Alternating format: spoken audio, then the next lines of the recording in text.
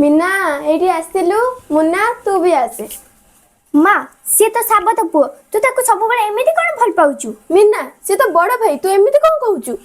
से केबे मो बड़ भाई थिला ना केबे मु ताको बड़ भाई बोली मानिची। से केवल मो साबत भाई से केबे भी मो निज भाई हेई परिबनी। मीना से हम पई दिन राती खटुची ता परे भी तू थाउ मा थाउ से तो पागल एटा मो पाई तू मीना को काई गाली दउछु। से तो छोट पिला धीरे धीरे सब बुझी जीवनी। माँ माँ तू मते कॉलेज काहे की पठाउचु आ 2 दिन रहिला मोर एग्जाम तू जल्दी 50,000 टका जोगाड़ कर नहेला मो डॉक्टर हबा सपना मोर केबे भी पूर्ण हेई परिबनी। मीना तू एमिति कथा काई कहउछु रह मु किछुटे करूछु। तू कोन करिबु टंका कोठु आनिबु।